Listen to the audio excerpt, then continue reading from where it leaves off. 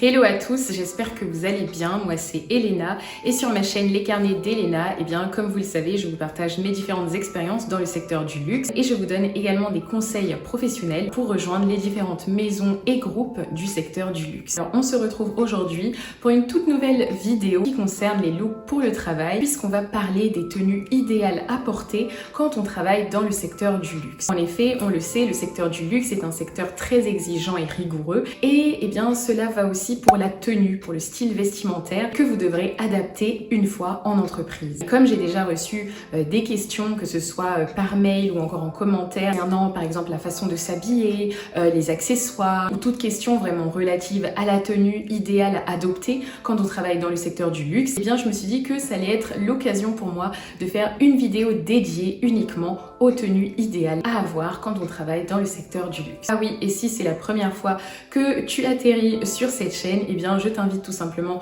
à t'abonner pour ne pas manquer mon contenu sur le luxe et sur la mode. On va commencer par le premier look qu'on croise le plus souvent en entreprise dans le secteur du luxe. C'est le look business formel. Alors c'est la tenue business la plus formelle et un des éléments principaux qui revient souvent, c'est tout simplement le tailleur. Avec ce type de tenue, vous êtes sûr d'être professionnel, mais de montrer également votre sérieux. C'est d'ailleurs un look qui passe très bien pour les entretiens d'embauche. J'en ai déjà parlé dans une de mes vidéos et je vous mettrai le lien dans la description. Mais en effet, c'est un look qui est vraiment élégant. Alors, il existe en plusieurs formes. On le voit par exemple en monochrome, donc très classique. Il peut être aussi oversize et donc un peu plus tendance, ou encore avec des tons plus pastels comme le rose clair, le bleu clair, encore le violet ou encore le beige, qui sont notamment des couleurs davantage associées au printemps ou encore à l'été. Alors, en ce qui concerne les magasins, on voit très bien ce type de tenue par exemple chez Mango, mais également H&M ou encore Zalando. Alors, tout dépend de votre budget et de la qualité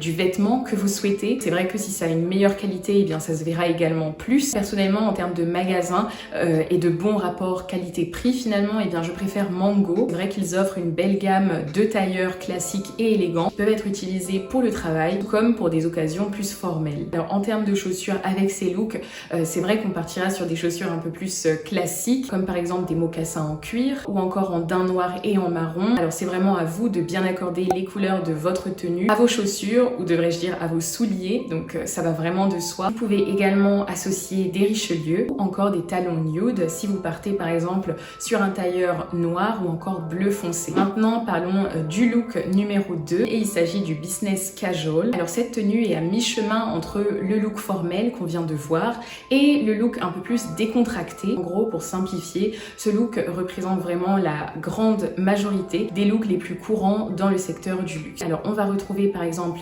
des vestes plus osées, des chemises également en imprimé, par exemple avec des matières plus légères comme la soie, des pulls ou encore des trench coats oversize, et on retrouve également davantage d'accessoires. Alors quand j'avais l'habitude de porter ce genre de tenue, c'est vrai que j'aimais bien mettre un petit accessoire pour un peu compléter mon look. Ça peut être par exemple un petit foulard ou encore une petite broche pour ajouter finalement une sorte de petite touche personnelle. Pour ce qui est du bas, on va retrouver notamment des pantalons droits avec des motifs discrets comme par exemple des chinos, des jupes trapèzes ou en A-ligne, des jupes midi fluides ou encore des jupes crayon. Vous avez plusieurs magasins ou sites en ligne qui existent et qui vous proposent des vêtements de type business casual, comme notamment ASOS, J.Crew ou encore Banana Republic, qui apportent également une certaine qualité aux vêtements. Enfin, pour les chaussures, ce qu'on retrouve vraiment le plus dans le secteur du luxe, ce sont vraiment des mocassins, des bottes polyvalentes comme par exemple les bottes Chelsea et les talons bas qui est vraiment le parfait équilibre entre le style et le confort. Passons maintenant au troisième look. Il s'agit du look smart casual. En fait, c'est un look qui est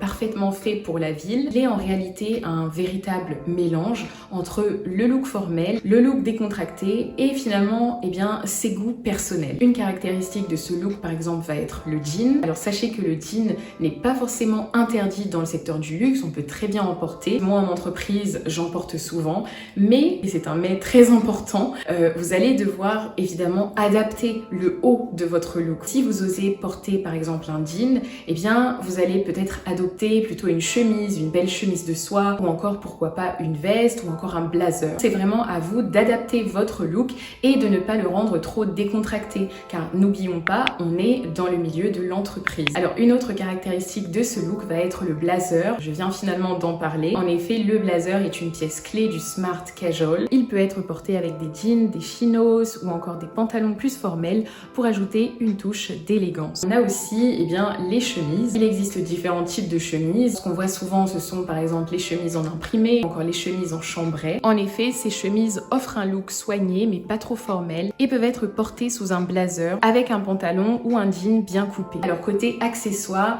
il va falloir que ce soit cohérent avec votre tenue. Une petite chose à savoir, il vaut mieux éviter de porter des objets de la concurrence directe. Alors c'est quelque chose que vous apprendrez avec vos collègues et avec le temps, mais en effet, il vaut mieux éviter de porter des objets qui sont directement liés à la concurrence. Maintenant, on va s'intéresser au quatrième et dernier look de cette série.